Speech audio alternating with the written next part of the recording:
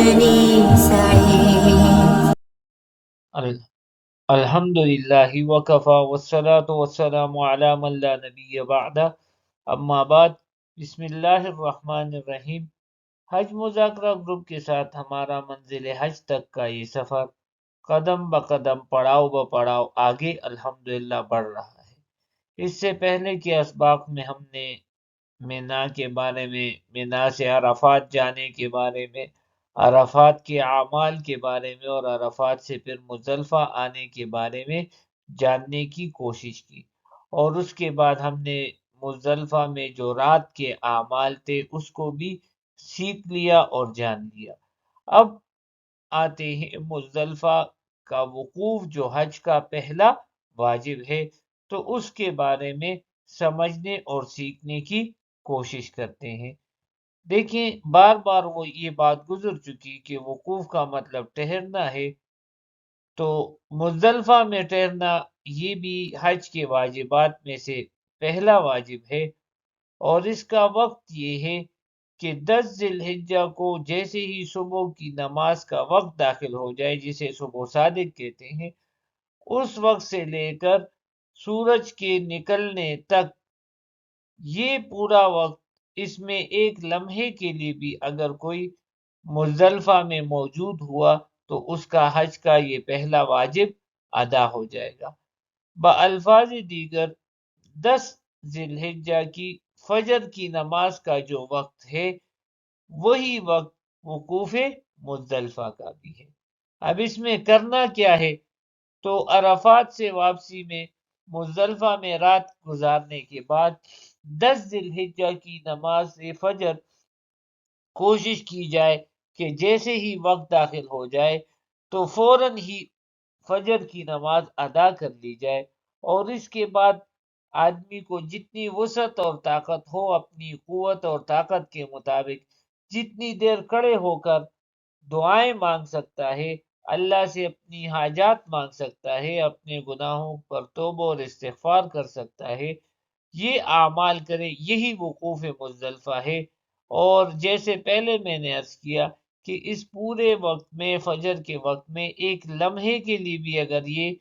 دعائیں نہ بھی کرے، ویسے بھی یہیں پر موجود ہو، لیٹا رہے، بیٹھا رہے، چلتا رہے، کسی بھی صورت میں ہو، تو یہ واجب ادا ہو جائے گا۔ لیکن بہتر یہی ہے کہ یہ اوقات قیمتی بنائے جائیں اور اس میں اپنے رب کو راضی کرنے کی کوشش کی جائے۔ جب وقوف مزدلفہ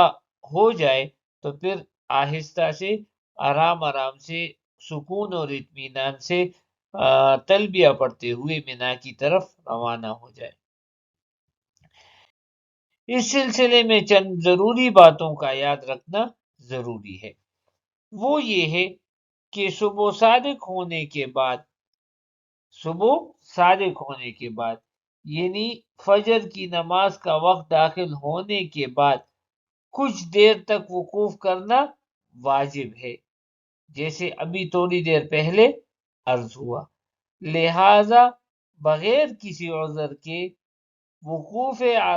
مزدلفہ کو چھوڑ دینا، اس سے دم واجب ہوتا ہے۔ بغیر کسی عذر کے وقوف مزدلفہ کو چھوڑ دینا، اس سے دم واجب ہوتا ہے۔ البتہ عذر ہو، مثلا کوئی شخص انتہائی شدید بیمار ہے یا بڑھاپے کی وجہ سے اس کو کمزوری ہے، تو وہ اگر صبح صادق سے پہلے بھی مزدلفہ سے نکل جائے یا مزدلفہ میں نہ ٹھہرے، تو چونکہ اس کا عذر ہے، اس کے اوپر دم واجب نہیں ہوگا۔ اسی طرح اگر خواتین وہ رش کی وجہ سے مزدلفہ میں نہیں ٹھہر سکتی اور وہ خود سے مینا جا سکتی ہیں، تو ان کے اوپر نہ ٹھہرنے کی وجہ سے کوئی دم واجب نہیں ہوگا۔ لیکن اگر کوئی مرد اس وجہ سے وقوف مزدلفہ چھوڑتا ہے کہ یہاں پہ تو بہت زیادہ رش ہے، تو یہ اس کے لیے عذر نہیں ہے، اور ایسی صورت میں خدا نخواستہ اس پر ایک دم واجب ہوگا۔ اسی طرح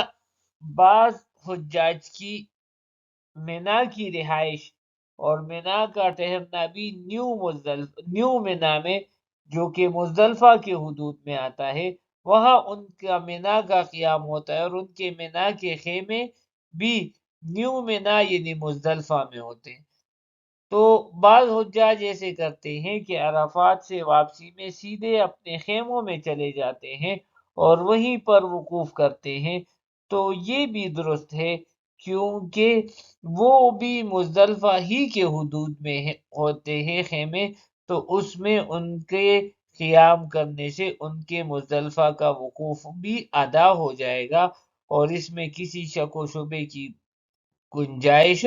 نہیں ہے۔ لیکن پھر وہی لوگوں کے ذہن میں یہ آتا ہے کہ پھر ہمارے مینا کے قیام کا کیا ہوگا؟ تو پہلے عرض کر چکا کہ کوئی آپ کو پریشان ہونے کی ضرورت نہیں ہے۔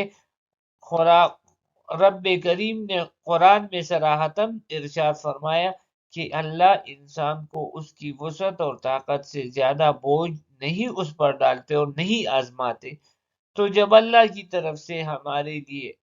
گنجائش ہے، جیسے میں نے عرض کیا کہ مسجد بھر جائے اور باہر صفوں میں لوگ نماز پڑھیں، تو ان کو بھی مسجد ہی کا اجر ملے گا، اور خصوصاً جب اس میں ہماری کوئی وسعت اور طاقت بھی نہیں اور ہمارے بس کی کوئی بات بھی نہیں، تو اس سلسلے میں پریشان ہونے کی ہرگز ضرورت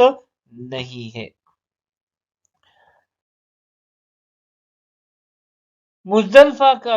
جو میدان ہے، جتنا حصہ ہے، یہ سارے کا سارا وقوف کی جگہ ہے، اور کہیں پر بھی انسان وقوف کر سکتا ہے، لیکن وادی محصر میں نہیں تیرنا۔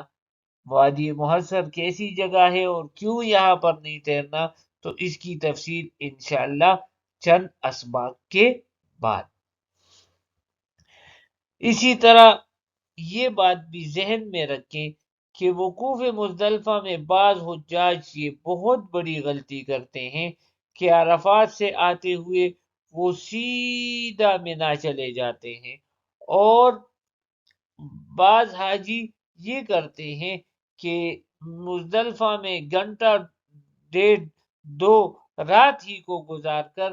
صبح صادق سے پہلے پہلے مینا پہنچ جاتے ہیں، اور یہ لوگ مزدلفہ میں رات گزارنے اور صبح صادق کے بعد وقوف کرنے سے محروم رہ جاتے ہیں، اور وقوف ترک کرنے کی وجہ سے ان پر دم لازم آتا ہے، کیونکہ وقوف کا جیسے پہلے عرض کیا کہ اصل وقت جو ہے وہ تو صبح صادق کے بعد شروع ہوتا ہے۔ اسی طرح اکثر لوگ مسائل سے ناواقفیت کی بنیاد پر اور حج کے مسائل نہ سیکھنے کی بنیاد پر ان سے یہ غلط فہمی ہوتی ہے کہ وہ یہ سمجھتے ہیں کہ مزدلفہ کے وقوف کا جو واجب ہے وہ وقوف رات میں واجب ہے، یعنی رات کا کچھ حصہ گزار دینے سے وہ واجب ادا ہو جاتا ہے، ان کے ذہن میں یہ ہوتا ہے۔ اور جبکہ ہم بار بار یہی عرض کر رہے ہیں کہ نہیں جی، مینا میں رات کا قیام سنت موقدہ ہے، اور مزدلفہ میں رات کا قیام سنت موقدہ ہے، اور وقوف مزدلفہ کا واجب یہ صبح صادق 10 ذی الحجہ کی صبح صادق سے لے کر طلوع آفتاب تک جو وقت ہے اس میں ادا ہوگا، لہذا رات کا قیام مزدلفہ ہی میں کرے، اور صبح صادق کے بعد جب فجر کی نماز کی ادائیگی ہو جائے تھوڑی دیر وقوف کر لے، اس وقوف کے بعد ہمارے لیے گنجائش ہوگی کہ ہم مزدلفہ سے مینا کی طرف روانہ ہو، اس سے پہلے یہ گنجائش ہرگز نہیں ہے۔ اسی طرح ہم لوگوں کی جلد بازی کی جو طبیعت ہے اس سے ہم ایک اور غلطی کر لیتے ہیں۔ بعض لوگ مینا ان کو جانے کی جلدی ہوتی ہے اور ان کے ذہن میں یہ ہوتا ہے کہ بس یہ تو ہم فجر کی نماز کے بعد ہی جا سکتے ہیں، تو بس وہ ان کو اتنی جلدی ہوتی ہے کہ فجر کا وقت داخل ہونے سے پہلے ہی، یعنی صبح صادق ہونے سے پہلے ہی وہ اذان دے کر نمازیں پڑھ لیتے ہیں، اور وہ اپنے نفس کو یہ دھوکہ دے دیتے ہیں کہ جی بس فجر کا وقت تو داخل ہو گیا اور ہم نے اذان دے دی، تو وہ تو اپنے وقوف کو خراب کر ہی دیتے ہیں، ان کی دیکھا دیکھی۔ بعض اور دیگر لوگ وہ یہ سمجھتے ہیں کہ شاید وقت داخل ہو گیا ہے اور وہ بھی اذان دے کر نمازیں پڑھ لیتے ہیں، تو آپ نے ایسا ہرگز نہیں کرنا۔